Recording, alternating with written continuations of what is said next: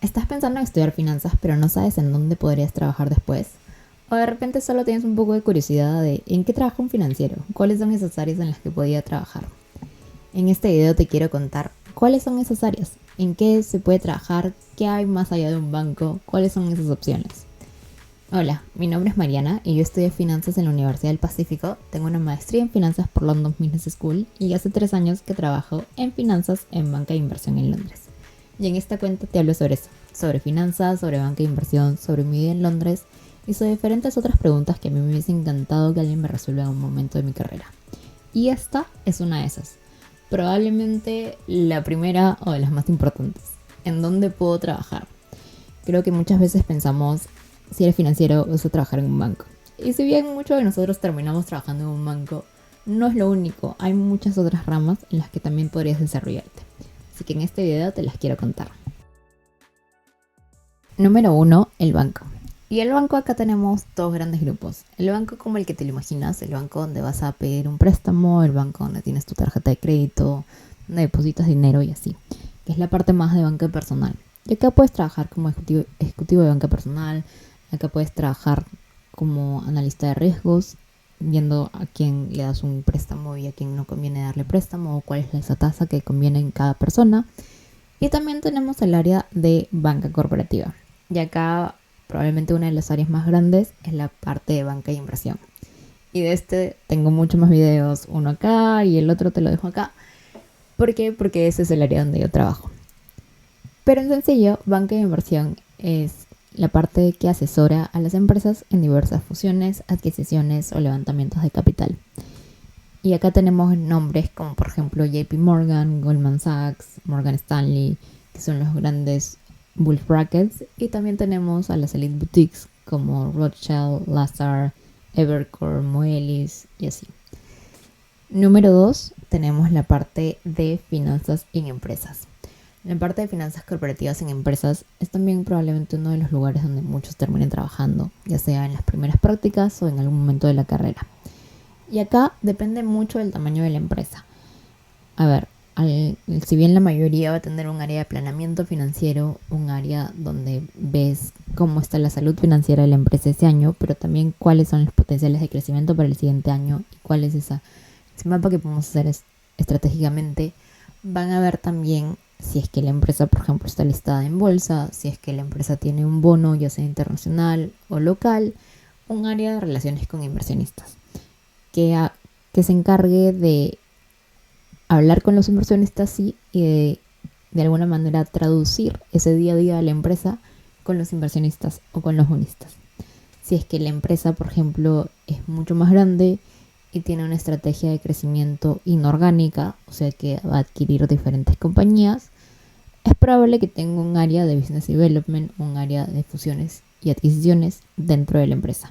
Entonces, así como lo haces en un banco, en lugar de hacerlo en un banco, lo haces desde la parte corporativa, que significa que vas a ayudar a la empresa a adquirir diferentes empresas para crecer en el mercado, para desarrollar algún producto que no tenían, ya sea por competencias o diferentes otros motivos. Número 3, tenemos las consultoras financieras. Y acá un nombre, o de hecho 4 nombres que probablemente te suenen, y si no te suenen, te deberían sonar, son las Big Four: Deloitte, EY, PwC, Price y KPMG o KPMG. Estas grandes 4 consultoras internacionales en lo que se encargan son de ayudar a diferentes empresas en sus estrategias, de asesorarlas en procesos de compra y venta, de llevar el due diligence de la parte financiera, de la parte de impuestos de las compañías, también de ver la auditoría de los estados financieros y así. Así que si es que estás de ese lado, depende igual mucho de en qué área en estas consultoras trabajes, pero ya sea en la parte de impuestos, ya sea en la parte de fusiones y adquisiciones, siempre van a trabajar con empresas, prestarle el servicio a empresas o a veces incluso a gobiernos. Número 4, fondos de inversión y private equity. ¿Qué son? Son fondos que van a levantar capital y con eso adquirir empresas que tengan un alto potencial de crecimiento. ¿Para qué? Para que luego de un plazo de años puedan venderlas y lograr un retorno, y este retorno devolvérselos a los inversionistas iniciales de los que levantaron el capital. Acá grandes nombres son, por ejemplo, KKR, Carlyle, en Perú está Nexus, Enfoca, diferentes empresas que de nuevo se encargan de adquirir empresas que tengan un alto potencial de crecimiento. Número 5, gestión de activo o asset management. Gestión de activos lo que va a hacer es que manejas un portafolio, tienes una cartera de inversión y vas a evaluar entre el riesgo y el retorno qué es lo que le conviene a cada persona o a cada cliente corporativo. Acá grandes nombres son, por ejemplo, Fidelity, Vanguard, está Credicorp Capital, que tiene un área de asset management también en Perú, o diferentes bancos que tengan un área de asset management. Número 6, fintechs y startups. Y esto es algo que probablemente hace unos 15 años, 20 años no sonaba mucho, pero ahora cada vez toma mucho más fuerza. Acá tienes la parte de las fintechs como los bancos digitales, como NW6, como N26, como Monzo, Revolut, que son bancos digitales globales, pero también está el lado de billeteras digitales o de carteras digitales dentro de un banco, como por ejemplo Yape, Plin, en el caso de Perú, está Mobile Pay, por ejemplo, o productos digitales como Klarna, que es un Buy Now, Pay Later, y así.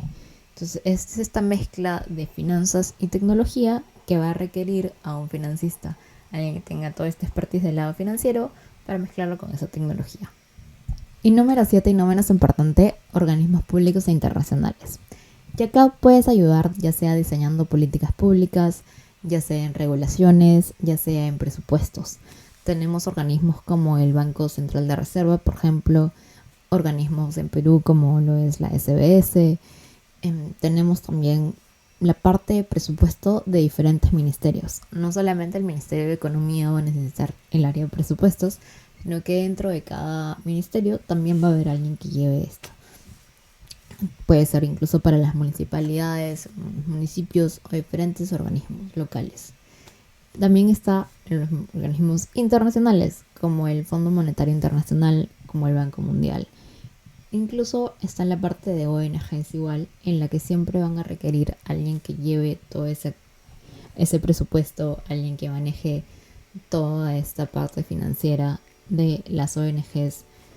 Así que esas fueron las 7 grandes áreas donde se puede trabajar si es que has estudiado finanzas. Creo que no son exhaustivas, probablemente hay algunas que se me han pasado, pero en general son 7 grandes, más allá del banco tradicional, del banco que estás pensando. Espero que te haya servido. Como siempre, házmelo saber en los comentarios. Déjame alguna duda, pregunta, comentario que tengas y algo en lo que te pueda ayudar. Si te gustó el video, no te olvides de darle like y suscribirte al canal y nos vemos en el siguiente video.